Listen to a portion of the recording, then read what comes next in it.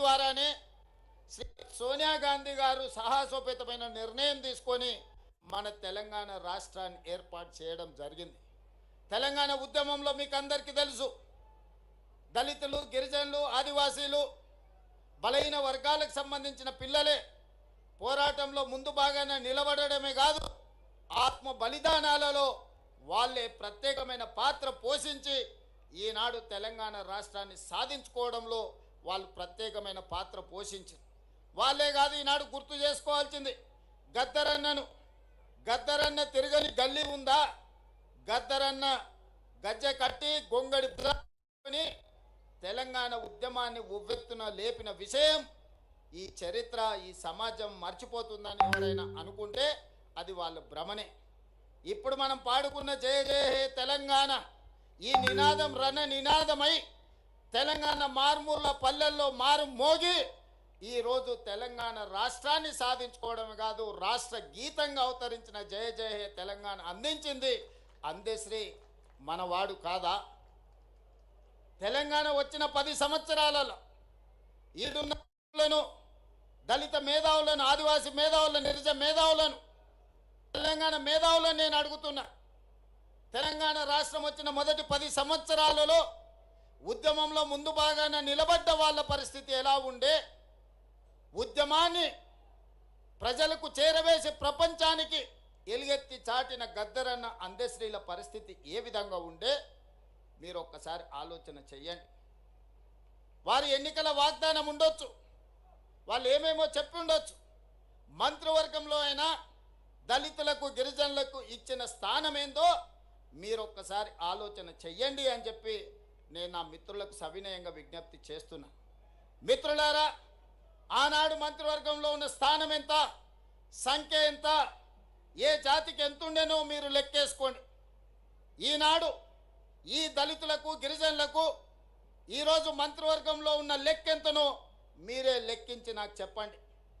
ఇవాళ అసెంబ్లీ స్పీకర్గా గడ్డం ప్రసాద్ కుమార్ గారు, లేకపోతే మంత్రిగా దామోదర్ రాజనరసింహ గారు, మంత్రులుగా మరో మిత్రుడు అట్లూరు లక్ష్మణ్ గారు, వివేక్ వెంకట్ స్వామి గారు, ఇలా చెప్పుకుంటూ పోతే ఇంతమందిని, 4 మంత్రులను, ఒక స్పీకర్ను, అదేవిధంగా విప్పులుగా వేముల వీరేశాన్ని, లేకపోతే రామచందర్ నాయకును, ఇవాళ మంత్రివర్గంలో మా సీతక్కను, ఇంతమందికి ప్రాతినిధ్యం ఉమ్మడి రాష్ట్రంలోనైనా వచ్చిందా? మీరు ఒక్కసారి ఆలోచన చెయ్యండి.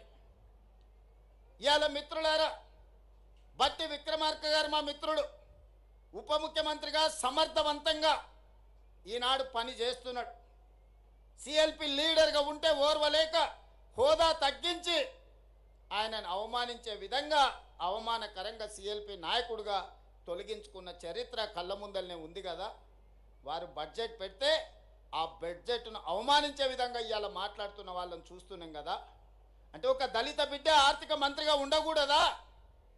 ఒక దళిత బిడ్డ వైద్య ఆరోగ్య శాఖ మంత్రిగా ఉండకూడదా? ఒక దళిత బిడ్డ విద్యుత్ శాఖ మంత్రిగా ఉండకూడదా? మీరు ఒకసారి ఆలోచన చేయండి. ఒక దళిత బిడ్డ స్పీకర్గా వేదిక మీద కూర్చోవద్దా?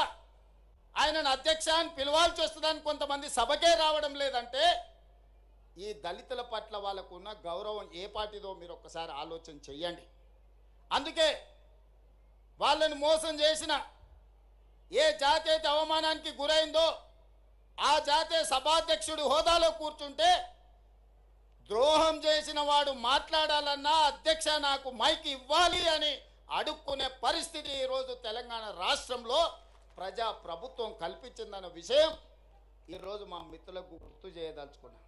చాలామంది మా పిల్లలు ఉన్నారు ఉస్మానియా యూనివర్సిటీ, 110 సంవత్సరాల చరిత్ర ఉన్న ఉస్మానియా యూనివర్సిటీకి ఏ ఒక్క రోజైనా మీ జాతి వాడు 110 ఏళ్ళ వైస్ ఛాన్సలర్ అయ్యిందా? మీరు ఒకసారి చెప్పండి. ఇవాళ ఉస్మానియా యూనివర్సిటీ వైస్ ఛాన్సలర్ ఎవరు? అంబేద్కర్ యూనివర్సిటీ వైస్ ఛాన్సలర్ ఎవరు? ఈరోజు ఎలక్షన్ కమిషన్కు ఎవరున్నారో మీరు ఒక్కసారి ఆలోచన చేయండి. ఈ విధంగా చెప్పుకుంటూ వెళ్తే పబ్లిక్ సర్వీస్ కమిషన్ కావచ్చు, జిల్లాల కలెక్టర్లు కావచ్చు, లేకపోతే ఎడ్యుకేషన్ డిపార్ట్మెంట్ ప్రిన్సిపల్ సెక్రటరీ కావచ్చు, ఇరిగేషన్ డిపార్ట్మెంట్ ప్రిన్సిపల్ సెక్రటరీలు కావచ్చు, ఇట్లా నేను అన్ని చదివి వినిపించగలను. ఇదంతా ఎలా సాధ్యమైందయా అంటే మీరందరు కష్టపడి మీరందరు కొట్లాడి మీరందరూ నిలబడి 2023 డిసెంబర్లో ప్రజాప్రభుత్వాన్ని మీరు తెచ్చుకున్నారు కాబట్టి ఇవన్నీ సాధ్యమైనవి. ఈనాడు వీళ్ళందరి కలలు నెరవేర్చడానికి సంపూర్ణంగా ప్రయత్నం చేస్తున్నాం. 10 ఏళ్ళు ప్రభుత్వ హాస్టల్లో చదువుకునేది ఎవరు? బీసీ మైనారిటీల పిల్లలు. ఎన్నడన్నా డైట్ ఛార్జెస్ పెంచినరా 10 ఏళ్ళల్లో? కాస్మెటిక్ ఛార్జెస్ ఆడపిల్లలకు తల్లిదండ్రుల దగ్గర నగదు లేదు. ఆడపిల్లలకు కనీసం కొడుకోవడానికి సబ్బు బిల్లకు పైసలు ఇయ్యలే ఆ ప్రభుత్వం. ఇవాళ డైట్ ఛార్జెస్ 40%, కాస్మెటిక్ ఛార్జెస్ 200% పెంచి ఈ వర్గాల యొక్క ఆత్మగౌరవాన్ని నిలబెట్టడానికి ప్రయత్నం చేసిన మాట వాస్తవం కాదా?